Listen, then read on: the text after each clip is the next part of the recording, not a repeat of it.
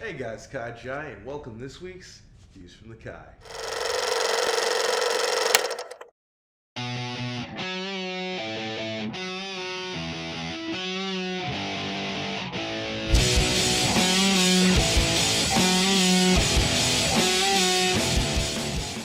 It's hard enough convincing someone who doesn't already like anime to give it a go. You hear a lot of things like, it doesn't tell stories you can take seriously. It's hard to identify with. I don't like subtitles. It's for kids. These are all legit concerns for those who can't see past the surface of many animated shows. Welcome to the top 5 anime that I would recommend as a drill that breaks through the heavens for those doubters who are on the fence. Number 5. Fate Zero is a story about wish fulfillment and the illusion of miracles. 7 individuals summon heroic spirits to fight for the Holy Grail. It's a device that can grant the winner any wish they can think of. What they don't know is the wish can only be granted if you know how to achieve it. Basically, that means you can't wish for world peace if you don't know how to get to it. Or, if your idea for world peace is shooting everybody, look what's gonna happen.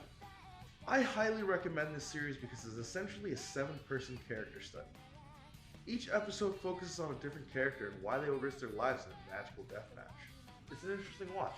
Give it a go. You can find the dub of Fate Zero on Netflix today. Number 4.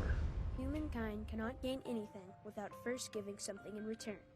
To obtain, something of equal value must be lost. That is alchemy's first law of equivalent exchange. In those days, we really believed that to be the world's one and only truth. And that is Fullmetal Alchemist Brotherhood's one and only rule. It's a tale of 2 brothers searching for a way to restore themselves after committing the ultimate taboo. Fullmetal Alchemist takes you on an emotional, moral, and politically questionable journey.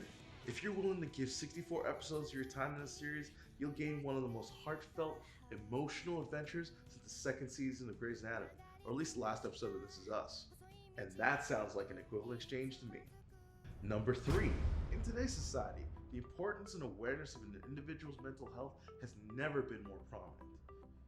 What if I told you the rating of your mental health decided who you were, what job you did, and where you stood in society?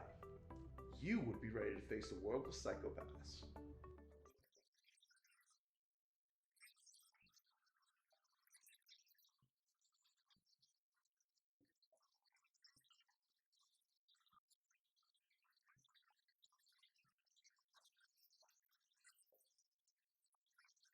Psychopaths is essentially a season-long Black Mirror episode in anime form.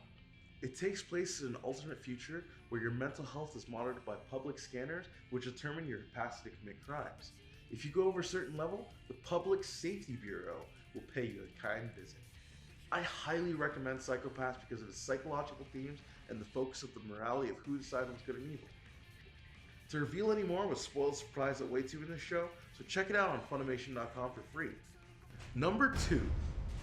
Do you miss the days when Fast and Furious was more about the racing and less about the family? Then grab your PlayStation 2 steering wheels and buckle in for the number 2 on the list. There's a ravine on the other side. He's got to hit the brakes. I knew it. That freaking idiot's going in way too fast. There's no room to slow down. He's going into that guardrail.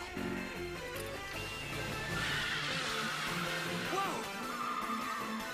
What the hell?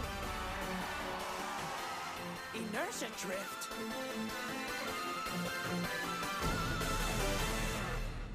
Initial D is set in the late 90s, so visually, it may not match up to everything else on our list. It tells an ordinary story about a high school senior with untapped racing potential who stumbles on the mountain drift pass racing scene. There is a surprising amount of action in this show, but it's balanced with teenage trials and tribulations like making new friends, getting the girl, and most importantly, getting a goddamn job.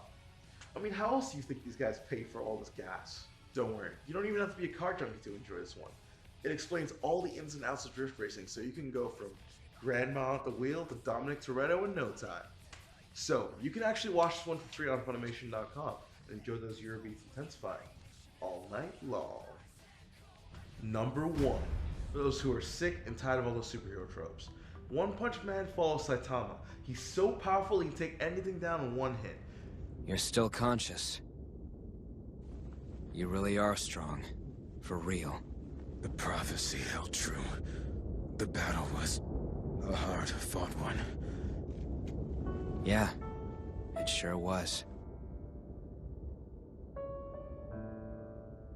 You lie. You were holding back, weren't you? I never stood a chance. It wasn't even a battle. You obliterated me. So much for the words of prophecies. You were just too strong.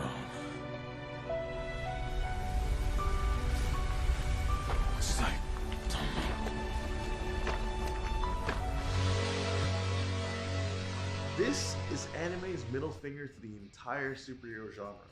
Thematically and visually, it's the best gateway into their world of anime. One Punch Man follows Saitama, who's so powerful he can defeat anything in one hit. Surprisingly, that isn't a good thing. Unlike us, he likes superheroes, but he's kind of bored of the concept because there's no challenge anymore. He always knows how it's going to end. Anyway, the less I say about the series, the better. It's not only a visual treat, but I highly recommend it because it's sub-commentary on the superhero genre and not judging a book by its cover. Well, that's me, Kai Jai, aka Kai Sure Shot, and I'll see you next week on Views from the Kai.